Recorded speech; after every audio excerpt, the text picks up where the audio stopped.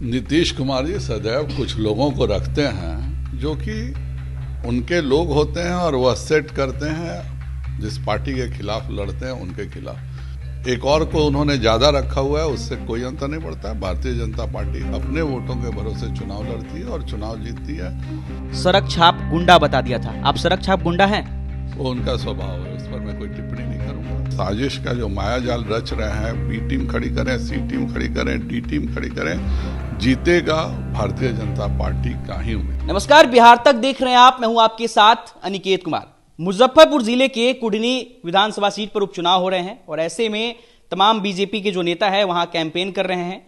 महागठबंधन के भी तमाम नेता वहां पे कैंपेन कर रहे हैं और तीसरा नाम मुकेश सहनी, जो बीजेपी को हराने के लिए वो भी लगातार वहां पे कैंपेन कर रहे हैं और बीजेपी के प्रदेश अध्यक्ष संजय जायसवाल पे एक के बाद एक बड़े बड़े हमले भी बोल रहे हैं। और बीजेपी के प्रदेश अध्यक्ष संजय जायसवाल हमारे साथ हैं। मुकेश सहनी एक नाम जो चुनाव जीतने से ज्यादा आपको हराने में भरोसा करते हैं और लगातार वहां पे कैंपेन कर रहे हैं, दावा भी कर रहे हैं कि बीजेपी को वो हरा देंगे। आपके खिलाफ भी बहुत सारे बयानबाजियां उन्होंने की है।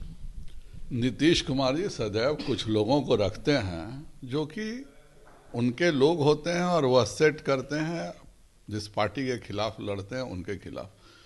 बहुतों को उन्होंने उस तरह से रखा हुआ है, तो एक और को उन्होंने ज़्यादा रखा हुआ है, उससे कोई अंतर नहीं पड़ता है। भारतीय जनता पार्टी अपने वोटों के भरोसे चुनाव लड़ती है और चुनाव जीतती है।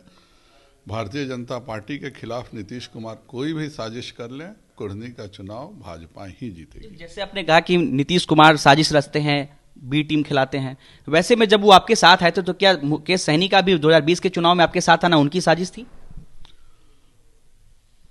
उनका भी प्रेशर था कि साथ रहना चाहिए। हम लोगों ने साथ मिलकर चुनाव लड़ा, लेकिन आप साथ में रहिएगा भी।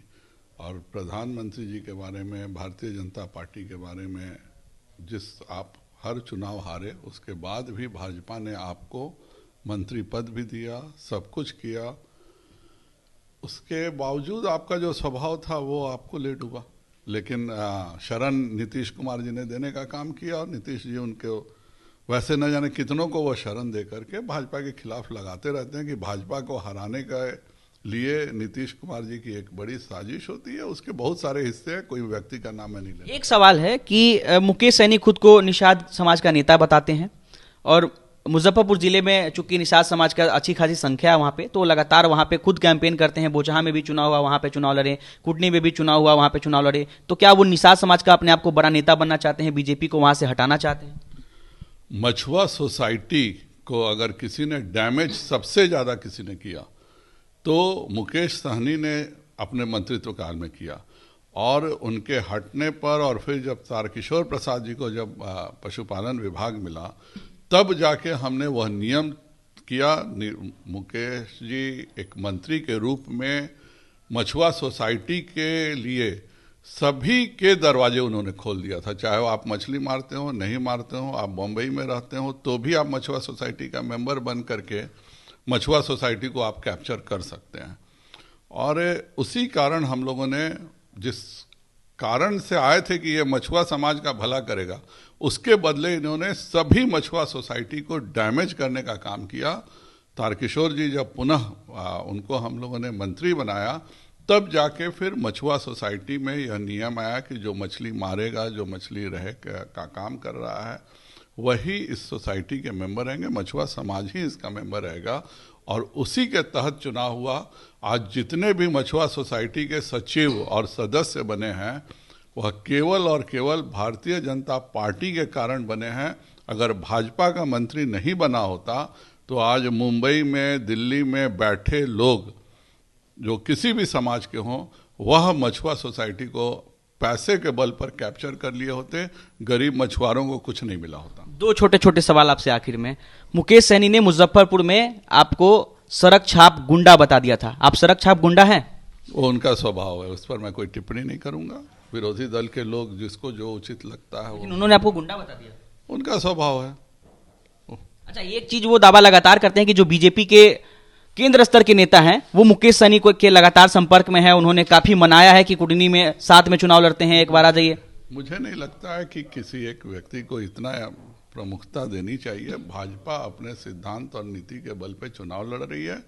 भारतीय जनता पार्टी निश्चित तौर पे जीतेगी। नीतीश कुमार जितनी भी साजिश कर ले, जब उन्होंने एक शराब पीने वाले को, जिसकी पूरी बिहार में फोटो वायरल है, और उस व्यक्ति ने भी आज तक नहीं कहा कि यह तस्वीर झूठी है, नहीं उसने यह कहा कि यह शराबबंदी के पहले की तस्वीर है।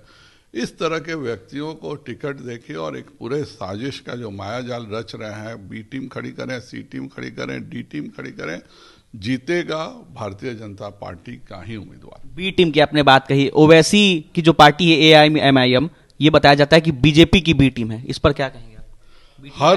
हर वह मुसलमान जो राजद को वोट नहीं देता है, राज परिवार को वोट नहीं देता है, उसको राज परिवार भाजपा का ही बी और सी टीम मानेगा, क्योंकि बिहार के राजद का राज परिवार अपना मुसलमानों को गुलाम समझता है, और कोई भी मुस्लिम अगर वह राजद को वोट नहीं देता है तो इसका मतलब वह भाजपा का एजेंट हो जाता है। तो क्या भाजपा को वोट मिलता है मुसलमानों का? एक संख्या में बिल्कुल मिलता है, पर यह बिहार में ही संभव है कि कोई भी व्यक्ति अगर राजद को वोट नहीं दे रहा है तो वह अल्पसंख्यक निश्चित तौर पर भाजपा का एजेंट हो जाता है। और इस बात को राजद प्रचारित भी करते हैं।